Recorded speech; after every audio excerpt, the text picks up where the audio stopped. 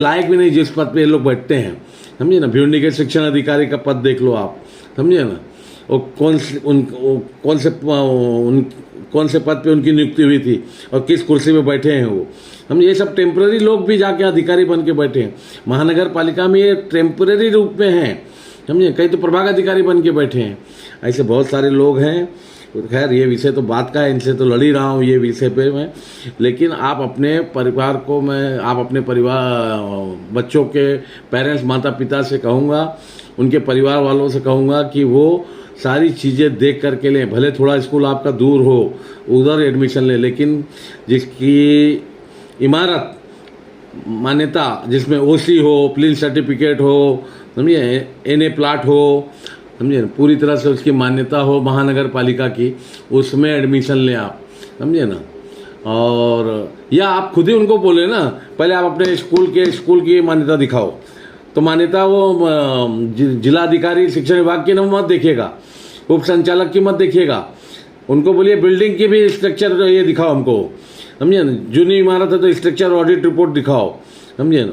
दूसरी बात है कि इसकी परमिशन दिखाओ, महानगर पालिका का ओसी दिखाओ, ऑक्यूपेशन सर्टिफिकेट बोलते हैं जिसको, समझिए ना, रहवासी दाखला जिसको मराठी में कहा जाता है, वो दिखाओ।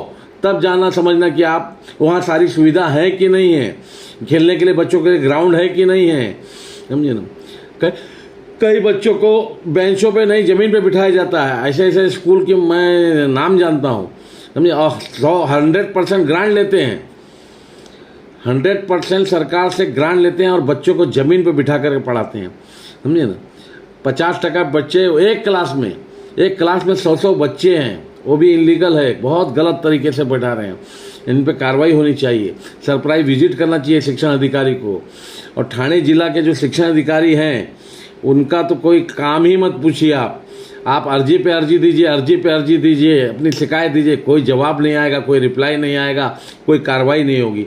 भिवंडी शिक्षण विभाग को जो अधिकारी बैठे हैं उनको तकरारी अर्ज दीजिए आप, कोई कार्रवाई नहीं करेंगे। गोल मोल पर जवाब दे करके आपको वहाँ से भगा देंगे। हमने कार्रवाई के लिए भेज दिया है, हमने सूचित कर दिया, हमने वहाँ भेज दिया है, वहाँ से आदेश आएगा। तो ये काहे के लिए बैठे हैं, ये काहे के लिए बैठे हैं बताइए। इनको तो हटा देना चाहिए। जरूरत ही क्या, बंद करो कार्यालय को। सिर्फ पैसा कमाने का काम है शिक्षण विभाग भिवंडी के अंदर। इतने भ्रष्ट अधिकारी सब बैठे हुए हैं, नीचे से लेके ऊपर तक, समझिए ना। और सबके प्रमाण पत्र हैं मेरे पास, मुझको खुद नहीं दे रहे हैं, समझिए ना। भिवंडी के जो शिक्षण अधिकारी हैं, मेरे अर्जी दिए, मेरे को आज 3 महीना होने को आ रहा है, आज तक उसका जवाब नहीं दिया उन्होंने। और मैं 4 बार जाके आया हूँ, समझे। मॅडमची साईन बाकी है, त्यांची साईन बाकी है, सही करायला पाठवला है, समझ ना। ये इस तरह से उनका कार्य चलता है, मेरा पुरावा है सब, समझिए ना। तो आप सोचो, हम जैसे जो लोग लड़ते हैं भ्रष्टाचार के खिलाफ, हमारे साथ में जब ऐसा होता है, एक आम इंसान की बात क्या कर सकते हैं जिसको कानून की ABCD नहीं मालूम है, समझिए ना। तो बहुत बड़ा भ्रष्टाचार चलता है इसमें, समझिए, शिक्षण विभाग में। और चाहे वो भिवंडी हो, थाना हो, जिला परिषद हो, समझिए, बहुत बड़ा भ्रष्टाचार है, समझिए ना।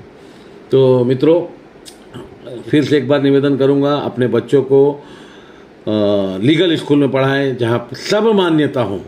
खाली वो मान्यता ना चले, अपना शिक्षण की मान्यता, अपना एजुकेशन डिपार्टमेंट की मान्यता से ही नहीं, बिल्डिंग की भी मान्यता होनी चाहिए, बिल्डिंग भी लीगल होना चाहिए, सारी सुविधाएं होनी चाहिए। तो इसका कृपया ध्यान दें। नए आयुक्त साहब का मैं धन्यवाद करूंगा कि उन्होंने जो 3-4 स्कूलों पर कार्रवाई की है, उनसे निवेदन है कि बाकी के भी स्कूलों पर वो कार्रवाई करें, समझिए ना। और किसी राजनीतिक दबाव में ना आए, समझिए, क्योंकि भिवंडी निजामपुर महानगर पालिका में काम करना बहुत कठिन है, ये भी मैं जानता हूँ। कई सारे दबाव हैं, समझिए ना, पॉलिटिकल रहते हैं लोगों के, समझिए ना। और लेकिन उसमें न्याय नहीं मिल पाता, भ्रष्टाचार को बढ़ावा मिलता है। तो भी आपने 3-4 स्कूलों पे जो कार्रवाई की, इसके लिए आपको धन्यवाद है। बाकी के बचे हुए स्कूलों पे भी आप कार्रवाई करें, मेरा आपसे ये निवेदन है, आग्रह है। और भ्रष्टाचार को मिटाएं साहब। दूसरा आपसे एक निवेदन था कि कई लोग कई सालों से कई कुर्सियों पर बैठे हैं, उनको हटाइए। आपका अधिकार है, आपको पावर है, आप उसमें भी किसी पॉलिटिकल पे मत आइए, दबाव में मत आइए, किसी राजनीतिक दबाव में मत आइए, समझिए ना। और आपके सबसे पहले आपके जो पीए हैं उनको हटाने का मैंने पत्र दिया है और माननीय उप मुख्यमंत्री जी को भी पत्र भेजा है। और ठीक है, उनके कोई रिश्तेदार अगर कुछ हैं तो इसका मतलब नहीं, उनका बायोपिक देखिए सर, वो क्या आदमी है उनका। तो मैं तो भविष्य में ये चाहूँगा कि वो हमारे माननीय मुख्यमंत्री साहब, उप मुख्यमंत्री साहब देवेंद्र फडणवीस साहब, माननीय हमारे सीएम साहब से निवेदन करूँगा कि श्रीकर परदेसी साहब को जैसे एक बेबाक, समझे ना, अधिकारी को हमारे मनपा का भविष्य में आयुक्त नियुक्त करें, समझे ना। क्योंकि वो पिंपरी चिंचवड़ पुणे में जब वो आयुक्त थे तो बिल्डर लोग खौफ खाते थे और उनका एक ऐसा नाम था। और जो प्रधानमंत्री पीएमओ ऑफिस में जो 5 साल तक कार्यरत थे उनका बहुत नाम है, उनका एक अच्छे अधिकारी और कड़क अधिकारी के रूप में वो जाने जाते हैं, समझे ना। तो मेरी मांग अगर जायज़ ना हो तो आपके कोई तो उसके ऊपर कार्रवाई होनी चाहिए। और आयुक्त साहब को भी मैं निवेदन करूंगा कि आप बिना किसी खौफ के कि आपके ऊपर दबाव आएगा या किसी का कोई रिश्तेदार का, कोई अधिकारी का भाई या रिश्तेदार या गांव वाला, समझे ना, आईपीएस है, आईएएस है या मंत्री है, एमएलए है, उसका खौफ ना करते आप अपना कार्रवाई करें, उनको हटाएं। और एक बायोलॉजी, एक आदमी कैसे रह सकता है साहब, एक पद के ऊपर एक आदमी कैसे रह सकता है 7 साल 8 साल तक, बताइए ना साहब। ये बाबा साहब आम्बेडकर के संविधान की धज्जियां नहीं उड़ाई जा रही साहब, आप बताइए। हाँ, जिसको हम महामानव बोलते हैं, हाँ, आज उनके द्वारा ये रचित संविधान, उसकी हम धज्जियां नहीं उड़ा रहे हैं साहब। हाँ, क्यों ऐसे अधिकारी को रखा गया जिसके विरुद्ध में इतनी अर्जियां हैं, तकरार है। और 7 साल प्रोटोकॉल है सर, 7 साल 8 साल कोई बैठ सकता है क्या सर?